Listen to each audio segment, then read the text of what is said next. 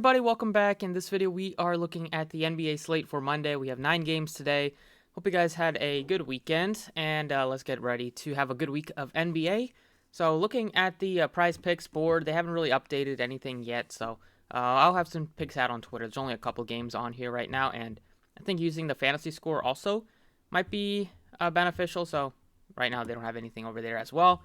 But let's get into the NBA picks here. If you enjoy the videos, appreciate it with the like button. Subscribe if you have not already. There's 9 games today. The pricing is pretty tough for the most part. Seems like everybody is either priced correctly or priced up for most teams. There's a couple of underpriced teams, and I'm sure we'll get some injury news that will change some things throughout the day. But right now, not seeing a ton of great value on some of these price tags. At the top end, Damian Lillard is 96 against Philly. He's been really struggling the first 6 or 7 games so far this year. Shooting just 23% from 3. Had another terrible shooting performance last night, 5 of 20 in a loss against Charlotte. It's a back-to-back against Philly. So it's an easier spot here because Ben Simmons is still not with the team, so he's not going to have to deal with Ben Simmons defending him. But overall, it's just been kind of, if you've been rostering Lillard every day, then you might as well just keep going because he's going to have a breakout game pretty soon. But otherwise, I don't really see myself paying almost $10K for Lillard. I think Ja Morant looks better than him. He's 95. It's a matchup against Denver. It's pretty good defensively, but he's at home at least, and he's been playing really well this year, averaging 50 fantasy points, doing everything for the team. There's no Dylan Brooks still, so he's just taking a ton of shots, has a chance for a double-double, even can flirt with the triple-double. He's done a good job with the rebounding, and he's averaging almost 2 steals per game, which has really just increased his floor. So you can plug in Ja Morant at point guard if you wanted to. He's probably my favorite guy above 9,000. Trae Young is in the mix as well at 93. He's going up against Washington. It's a good spot here. Washington's defense plays at a pretty fast pace overall. Should be high scoring of a game. And even though Trae Young has not shot the ball particularly well the last couple of games, he's still been okay. 31 is not good, but 45, almost 47. Otherwise, he's been at least getting over 40 minus that last game against Philly. And against Washington, it is a pretty good spot on paper for him to have a good game. I would probably rank it Ja Morant, then Trae Young, then Lillard. I like DeJounte Murray, but I don't really like paying $9,200 for him. He's had a couple of huge games this year. He had 52 and he had 71 against the Lakers in overtime. That was a game where he had a triple-double and was just doing a ton for the team. Late in that game, just took over. I still don't think he's a $9,200 player going forward. Maybe things will change this year because they don't have DeRozan, but I just don't feel comfortable paying $92 for Murray, even though the matchup is really solid. Brogdon is questionable. Even if he does play, I'm not going to pay $9,200 for Brogdon. It's just not something I want to do, especially if LeVert plays as well. The Van Fleet is priced up. Like we were getting Van Fleet at $7K, $7,500. Like he was even below $7K against Boston earlier last week, but now he's up to 87. Tough matchup against the Knicks. I have no interest in that price tag on Van Vliet. You have LaMelo Ball coming off of a big game. Maybe they'd hold like Terry Rozier out today on a back-to-back if he's dealing with some soreness from that ankle still. In that case, he would look like a good play, but Cleveland has played pretty good defensively. They've held some teams to under 100 points that you wouldn't really expect. They held the Clippers to under 80 when they faced them. They just have so much size out there that Charlotte can have a good game. Like this team can put up some points, but a back-to-back against a long, lanky team that might make it difficult for some of these shooters. I'll probably pass on a pretty elevated price tag for LaMelo Ball. CJ is 8,000. Kind of like SGA right below him at 78. I think this is probably where SGA is. You know, some of these guys are priced up a little bit or priced even a little bit more expensive like Van Fleet. SGA I think is priced where he should be. You're getting him still at under 8,000. The matchup is fine here against the Clippers team that has really struggled so far this year. They have some good defenders out there like Paul George, but Paul George is using a ton of his energy on offense right now to score points because nobody else on that team can buy a basket. Maybe they put like Nick Batum on SGA. I think he'll be able to win that matchup, even though Batum is a decent defender, but SGA just plays big minutes in any sort of competitive game. I think this one can be competitive. The Clippers have struggled. They only have like a couple of players that are, only one player really is performing well this year, and that's Paul George. And they are going to still be missing Marcus Morris, so that's just another veteran, another solid shooter that's not going to be there. I think the Thunder can keep it close, and that would make me like SGA if I wanted to plug him in at the other guard spot here. Other guys in the 7K range, like I prefer SGA more than D'Angelo Russell, more than Dinwiddie, more than Cole Anthony, more than Rozier at 7K. RJ Barrett had a monstrous game last time out. I don't want to chase him at 7,000 though. 6K range, Darius Garland is fine at 62. Like Reggie Jackson's fine. He's probably gonna have a good shooting game once, pretty soon, but he's just not been contributing. And I mean, he's been fine with the assists and steals, but just really can't hit that many of his shots right now. He's shooting just 31% from the floor and under 30% from three. He's going up against his former team, so maybe he has a lot of former teams, but he's going against one of his former teams. Maybe that makes him play a little bit better today. I think he looks okay. Colin Sexton, $5,900. It's tough to trust any of these Cavs players, minus some of the bigs. Like, I don't mind playing Jared Allen or Evan Mobley, but when they have all their guards healthy, like Sexton and Garland and Rubio's there, they're missing Isaac Okoro, so you'll see Cedi Osman jump into like a decent bench role. But I just don't want to pay. I think Sexton looks okay, but he's still a little bit risky because they have so many guys that can just contribute. Kevin Love off the bench, Markkanen can get hot, so it's not the safest spot. I think maybe you can go Kemba instead. He's 58. He's starting to play really, really well. Great spot against Toronto. Their defense has not been that good, and they've been good at limiting points. But we've seen fantasy scores do really well against Toronto this year so far, at least. And Kemba can put up points at the guard position, probably matched up against like Van Vliet or somebody like that. I doubt they'll have one of the big wings on him. But Kemba's been one of the best shooters in the NBA so far this year, shooting 50% from the floor, almost 60% from three. The minutes, he finally saw him get up to over 30 minutes, as Derrick Rose's minutes have come down the last few with Kemba playing well. And that's something that's going to happen going forward. If Kemba continues to play well, you'll see Derrick Rose just play like 15 to 17 minutes off the bench. You're getting a good price tag on Kemba. I'm always a little bit worried because I haven't been on him during this little bit of a heater. If he play him and he ends up having a dud, that would be disappointing.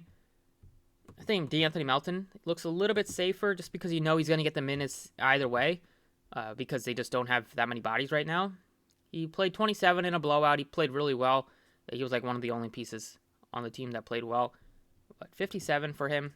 The price tag is up, but I think you compare John Morant and D'Anthony Melton. As you will see, the Grizzlies are one of my favorite teams to target on today's slate because a lot of their players are underpriced or a little bit still affordably priced compared to a lot of players on this slate are just overpriced or we're not getting a lot of value on their price tags. So I don't mind getting D'Anthony Melton at $5,700. Depending on the news of Brogdon and LeVert, maybe I'll go back to TJ McConnell. His price tag keeps going lower, so it keeps making me enticing me to play him. I know he's not that bad of a basketball player. The way he's played the last couple of games, 18 and 22 and playing 33 and 35 minutes, just not been able to get anything done on a point per minute basis. And then for the value picks here, I kind of like Shake Milton. He's 36. You can plug him in right now. Maybe at utility you can upgrade if we get some better value. But the guards, there's at least a handful of mispriced players. I think Milton has a chance to break 20 plus minutes going forward as a 6-man off the bench. If Maxey struggles, he can jump and get some minutes from Maxey. We've seen Danny Green just play in the 20s in minutes. Give some of those minutes to Shake Milton. He's a guy that will have the ball in his hands in the second unit, get some good usage rates out there in the second unit, and can light it up if it gets hot. So if you're playing really well, wouldn't even be surprised if they close with him over like Maxey if he struggles a little bit. At shooting guard, we have at the top end, Bradley Beal is 10K. That's a little bit too rich for me with Dinwiddie there. Zach LaVine is fine against Boston, 9,000. I don't really see myself paying up for any of these top four right now unless we get some more value plays on the slate. 82 for Edwards, 8K for McCollum, 76 for Russell. Don't really see any great value on any of those price tags. You do have some nice plays under $6,000. Maybe the Kelly Oubre, even with Terry Rozier back, had one of his best games of the season yesterday. The only time that he's completely busted was when he was in the video where he put up 6.5 fantasy points. Otherwise, he's been steady and consistent. So I'm still pissed off about Kelly Oubre because of that. But you could play him if you wanted to if there's no Rozier. But if Rozier plays, I just don't want to play him. Chris Duarte, depending on the news of LeVert and Brogdon, somewhat interesting. Josh Giddey is 52. He looks good as a piece if you wanted to save a little bit of money. Instead of getting to SGA, you can play Josh Giddey. Eric Bledsoe is 48. Can have a decent game every once in a while. He should be in your player pool. Terrence Mann. These Clippers are just undermanned right now, so Kennard is going to play big minutes off the bench. He got over 30 minutes last game. Played well. No Marcus Morris, so there's minutes for guys like Kennard, guys like Mann, and Nick Batum. And then at the bottom, below $4,000, maybe you can look to... I don't really see anything crazy right now. Depending, maybe if we get like... Korkmaz can get some minutes off the bench, but nothing really that I'm looking at. Or Jeremy Lamb would be like one piece if they're missing a couple of their studs. Small forward, Paul George is 10-7, approaching almost 11,000, going up against his former team. A couple of these Clippers are going up against their former team. Jason Tatum, 99. I don't want to pay 10K for Tatum. I really don't want to pay 9K for Brown either. The Bulls have been pretty good so far overall, even defensively, which I don't know if that many people thought they would be, but they've been good defensively, getting the win against the Jazz yesterday, holding them to, I don't know how much they scored, but I'm pretty sure it was a lot less than their season average. Bridges is almost $8,000. That's a little bit too rich for me. He's been awesome, but with Rozier back now, I just don't know if he'll be able to sustain this type of production. He had 9 assists last game, which is a pretty big anomaly. They just have a lot of guys that can contribute on offense now. Bridges, Hayward, LaMelo, Rozier. I feel like one or two of them are going to have bad games every once in a while. LeVert played the first half, and then he didn't return in the second half, so he only played 15 minutes. I have no idea what that means going forward, but he played really well in those 15 minutes. I still don't think you can play him because I don't think they're going to push him for over, play him his regular minutes anytime soon. I do like Scotty Barnes. He's been the best rookie so far this year in terms of overall basketball and in terms of just fantasy. Averaging 34 fantasy points on the season. He's had a couple of 40 burgers. And his price tag is up a little bit now, 68. One of the tougher spots he's had against the Knicks. But I still don't mind him. He looks better than some of these more expensive guys here. So Scotty Barnes, I like his price tag. Michael Porter Jr. continues to struggle to shoot the basketball. He's now 33% from the floor, 25% from three. A guy that's main attribute is his scoring, and his shooting hasn't been there to start the year. I don't think that will continue going forward. It is a good spot against the Grizzlies, a team that is bad defensively. They give up a ton of points. He's going to be looking at matchups again, against Desmond Bane, and there's just no match for Michael Porter against some of those smaller guys that the Grizzlies have at the wings. So I'll go with Michael Porter. I'm expecting a decent game out of him today. And I wouldn't be shocked if he completely busts, but I do like Michael Porter Jr. a lot at $6,200. Will Barton also in the mix at 57. If you wanted to play him, he's been a little bit safer. Desmond Bane also gets you good minutes for the Grizzlies. He's been shooting the ball crazy from three, 43%. He's had a 50%, 45, 57 in the last couple of games. But he still had a good price tag at 53 for the minutes and the role that he has on the team until they get Dylan Brooks back. Small forward is pretty loaded. You also have Josh Giddey as a good value play. Under 5K, you have Gary Trent at $4,800. You have Kennard. You have Nick Batum at 41. And then 4K right there, you have Terrence Ross as the guy that could get hot off the bench. Beasley at 43. And then Kyle Anderson at 43 comes off the bench. But he gets you low 20s in minutes. And then for the guys under 35, you have McDaniel starts for the team, plays at $3,500. That's basically it. Power forward, we have Sabonis at the top end. He is he's $10,100 going up against the Spurs. Tatum is right below him at 99. If they're missing LeVert, if they're missing Brogdon, then Sabonis would be a tremendous play. It would be one of my favorite pay-ups on the slate. Julius Randle is there at 97. Want to play him against Toronto. He's been pretty steady all year. He plays huge minutes for the team. He's fine. Some games, they have so many other offensive players now than compared to last year with Fournier, Kemba. They can get hot as the starters, and he might not take as many shots. We've seen him just take 9 and 11 shots the last couple of games, which you would definitely have not seen any time last year. So maybe I'll take Milne out of the core for now. I think he looks good, but I think you can make some upgrades if you wanted to do a more balanced team. So we'll see. I still like him, but I think you might be able to make some better plays there. Other guys at power forward. Tobias is too expensive at 91. DeRozan is too expensive at 86. Collins is 6K range. You have Collins and Barnes and Mobley, which I mentioned. I do like those guys, especially Barnes. Mobley looks good. The matchup is really solid against Charlotte. He should be able to dominate the front court here. He's been pretty good, second best rookie. So far, 67 for Mobley against a undersized Charlotte front court. You can sign me up for that. Wonder Carter somehow just got 16 minutes after he was super steady, playing 33, 33, 28, 31, 30. Didn't play well, and then he got benched, basically, is what happened. Didn't return after he subbed out at like 9 or 10 minutes at the 9-minute mark of the third quarter. Darius Bazley super underpriced for the Thunder. He can definitely crush at that sort of price tag. But you're looking at like Anderson Batum at the bottom. But you do have one good price tag on another Grizzly. That's like, which is $5,400 for Jaren Jackson Jr. He's gone off to a really tough start shooting the basketball, 30% from the floor, 27 from 3. But they just signed him to a big contract. They're expecting big things out of him. He still continues to foul. So that definitely hasn't gone away. But he's just still a little bit too cheap. Getting a good price tag on him. But if you're looking for a little bit of a safer option, well, maybe not even safer, but a little bit of a cheaper option, we'll get to him at center. But Jokic looks great at 11,000. He's done everything for the team that you would expect, putting up huge scores night in and night out. Not the easiest spot here going up against Steven Adams. Adams, very good center, especially for defense. Makes life tough for some of these bigs. But Jokic will make life difficult by stretching out to the three-point line, getting some putbacks and stuff like that. He plays big minutes as well. You have Embiid, who's not looked that good this year at all. The knee might be bothering him. Just not been that good for fantasy. I don't want to continue to pay. I mean, I never haven't been played him at all, but I don't want to pay 10K plus for him right now when I could get up to Jokic for a couple hundred more, go down to like Sabonis, or go down to like Randall or Vooch. 7K range, there's nothing really here that looks that appealing. Maybe Mo Bamba, but he's up to 71 now. Probably like Mobley more there at the price tag. If there's no Gaffer, then Harrell would be almost not a plug-and-play, but would be a really strong play at center. And then you have Jaren Jackson you can play at 54. Or you can play Steven Adams. His price tag has now dipped to below $5,000 once again.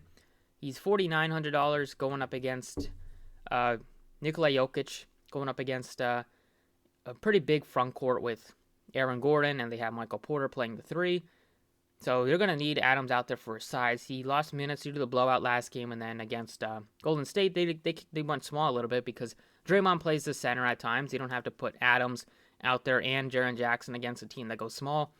So he lost minutes in that one, and then lost minutes against Portland because he was in foul trouble and a blowout. So looking at his box score, people might be scared off of him, but I like the fact that his price tag has dipped below 5K once again. I think there's a chance he can have a good game today just because he's gonna have to play big minutes, and we've seen him play big minutes against teams like this that have big guys. Like against Cleveland, he played 32. Against the Lakers, he played 34. Be another spot where they're looking to get him over 30 minutes at $4,900. I like that price tag a pretty good amount. So for the slate, I'm pretty much looking at this Memphis game a lot. I like the price tags on both sides of it. I want to get to Jokic at the utility spot at 11,000. He's going to be one of my favorite pay-ups on the slate. Might not be able to get up to Ja Morant in that situation, but he's 11K. He's done everything for the team. The only times that he hasn't really hasn't come through was when he had a scary injury against the Jazz, where he was on pace for like 90 fantasy points, 15 minutes, 42 fantasy points. Only a couple of players in the NBA have that sort of upside, and Jokic is one of them. Then he put up 47 in just 25 minutes against Dallas, where they won by 31. And then he had a huge game against the Timberwolves, which was a close game. In a close game, you're looking at 35-plus minutes out of Jokic, and that's going to be something that I want to get to. So give me Jokic. I'll plug him in at center. I'll take out Ja Morant. I'll plug in SGA at the point guard spot here at 78. And then I'll still kind of try to get some of the production that I lost with taking out Ja Morant and plugging in his teammate, a guy that will also contribute, will also play big minutes and shoot the ball a lot, and that's Desmond Bane at $5,300.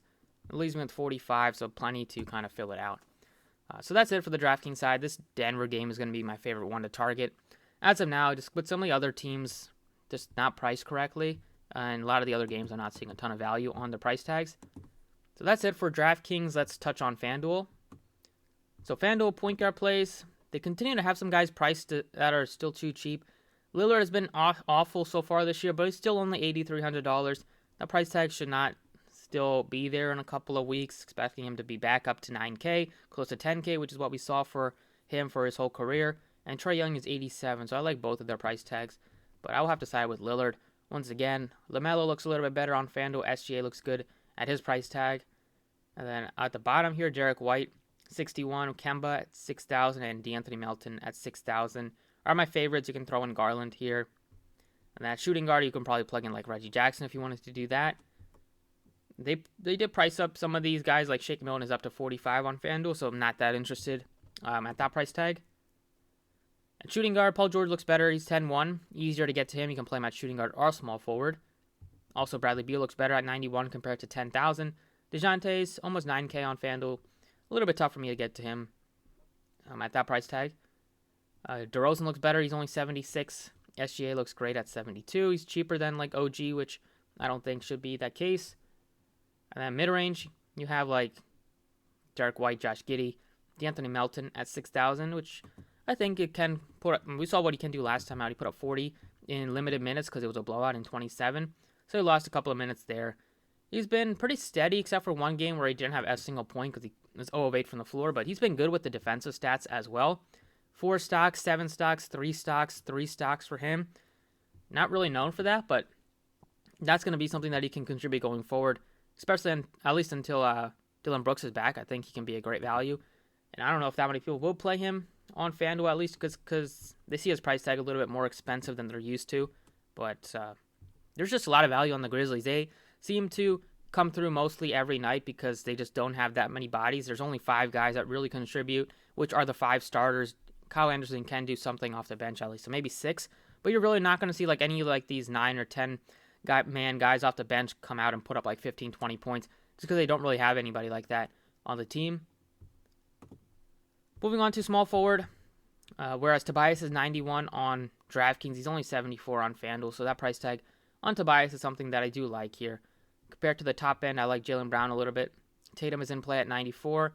And then Michael Porter Jr. is only $6,200.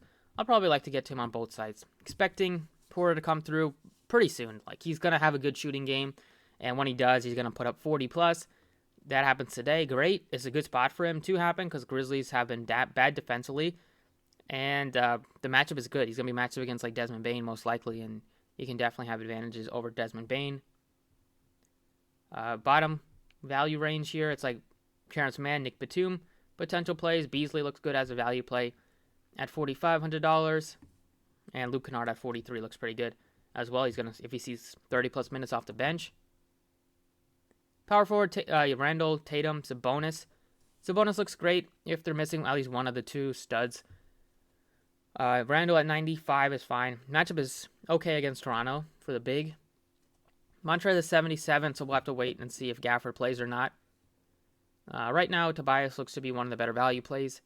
And then 6K range, you have a bunch of guys here. You have Jared Allen, Evan Mobley, Bamba, Collins, Carter, Jackson, even Michael Porter. I like that range a ton. I like Evan Mobley, Mo Bamba as my favorites in that range, and then I'll throw in John Collins as my third.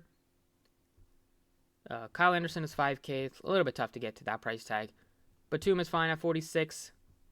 And like Jalen McDaniels, some of these guys that you probably don't need to get to on FanDuel, but unless you make a bunch of teams. So go back over here. I'm just gonna plug in Mo Bamba. The matchup is really solid. 66 compared to 71 on DraftKings. Looks easy to get to. You can play him at whatever position you need to, but for center, I'll plug him in for center at least. Yeah, Jokic 11-2. He's great if you can get to him. If not, I think you can go to the opposite side and plug in $6,100 Steven Adams. I think Adams will have a good game here. You might want to get up. Well, Clint Capella is only 64 as well. He's cheap. The minutes haven't been there. He hasn't topped 30 minutes yet, but he can definitely come through at the price tag. So if you're looking for more of like a higher ceiling kind of performance, Capella can come through. The Hawks just have so many bodies. Like besides Trae Young, John Collins, like you haven't seen any sort of good games out of like Kevin Huerter, Gallinari off the bench. They saw Reddish have a couple of good games, but I don't mind paying 61 for Steven Adams in a game where I expect them to have him out there for 30 plus minutes just to be matched up against Jokic. And going back to power forward, I can plug in Mo Bamba at 66 and kind of continue to get a couple of pieces from that Denver game, which I do like, and then plug in some underpriced studs like Damian Lillard, and that we saw what Mo Bamba can do, when he's given minutes. So that's it for the video. Hopefully you enjoyed. Thank you for watching. Best of luck tonight. Hope you guys start off the week with a win, and I'll see you all next time.